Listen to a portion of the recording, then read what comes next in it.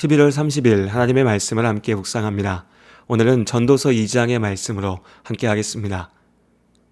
성경에서 그리고 우리의 삶 가운데 하나님께서 믿음의 사람들을 축복하시고 악한 자들을 심판하신다는 사실을 볼 수 있습니다.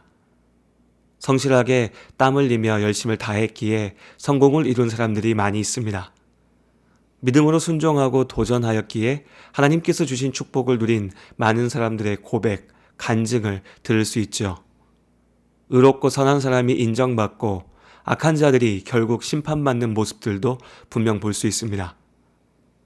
당장 인생이 내 뜻대로 되지 않기에 불평하고 불만하는 소리가 크지만 잠시 답답한 마음을 내려놓고 가만히 삶을 바라보면 우리는 분명 하나님의 공의와 축복의 손길을 보게 됩니다.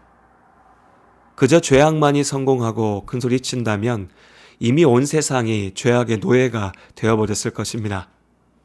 죄로 인해 타락한 세상이지만 하나님께서는 당신의 약속하신 구원을 이루기 위해 우리를 지키시고 인도하십니다. 부서져 있으나 완전히 무너지지 않도록 세상을 붙드시는 하나님의 은혜, 이것을 하나님의 섭리라고 합니다. 하나님의 약속대로 의로운 자를 지키시고 축복하십니다. 악한 자를 벌하시고 심판하시죠. 이것이 하나님께서 섭리 가운데 세상을 이끌어 가시는 원리입니다. 우리는 이것을 부정해서는 안 됩니다.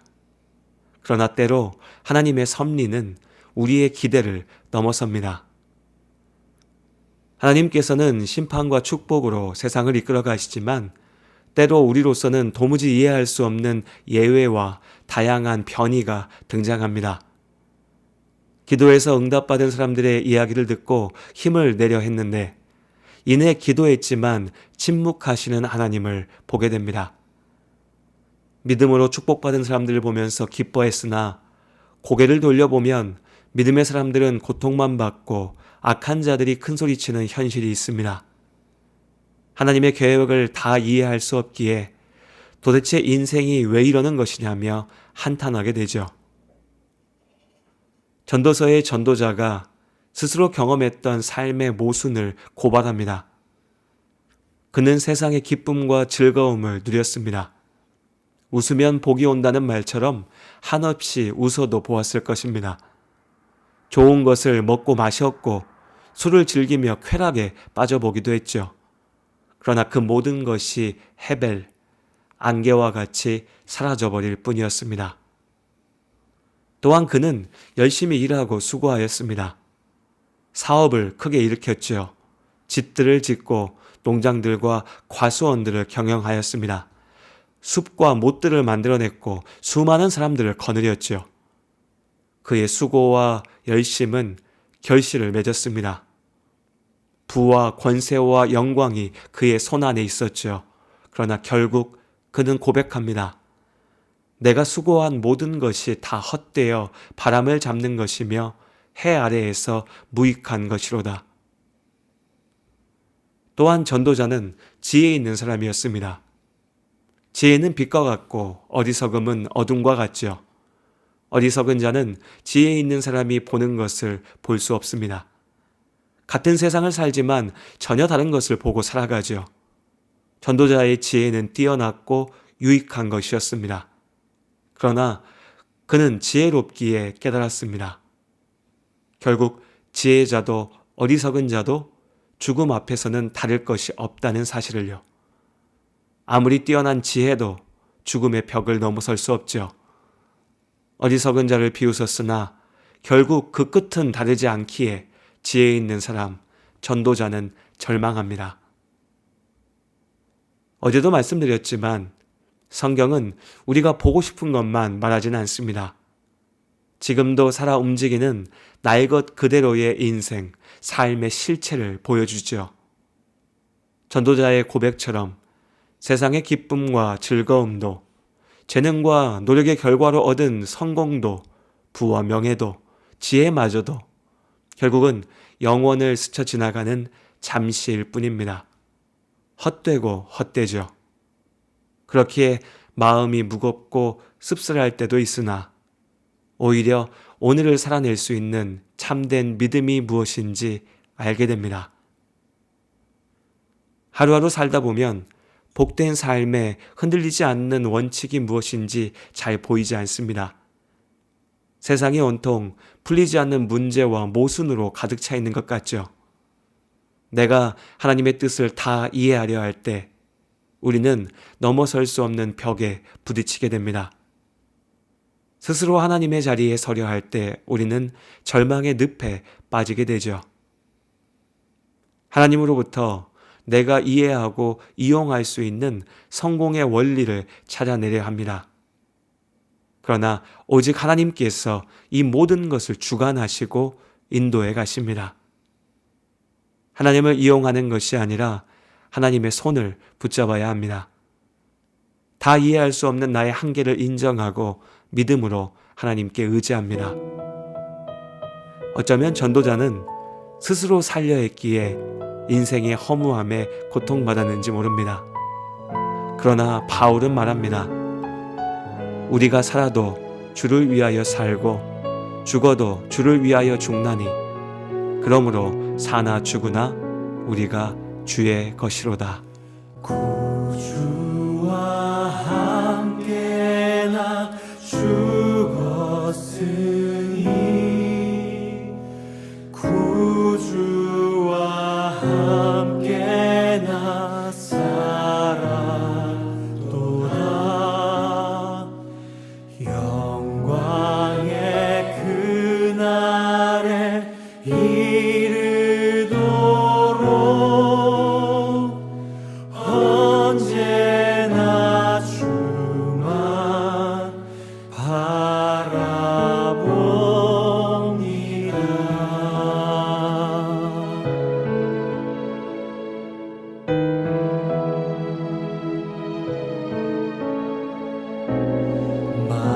마음속에 시험을 받을 때와 무거운 근심이 있을 때에 주께서 그때도 같이 하사 언제나 나를 도와주시네. 언제나 주는 날 사랑하사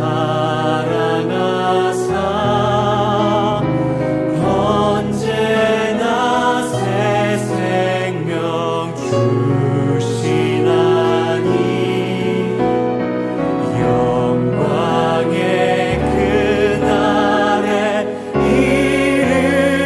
이르도록 언제나 주만 바라봅니다.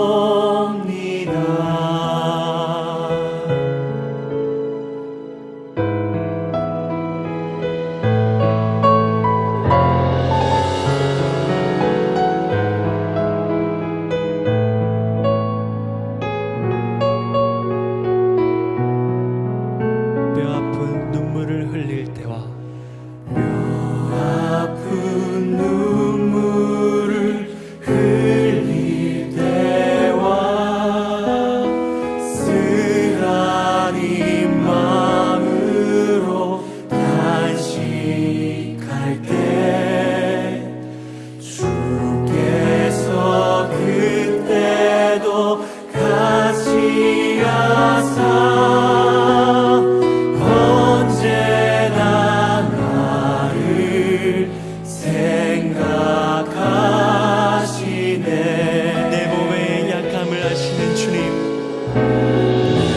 몸의 약함을 아시는 주, 못 고칠 질병이 아주 없네. 괴로운 날이나 기쁜 때나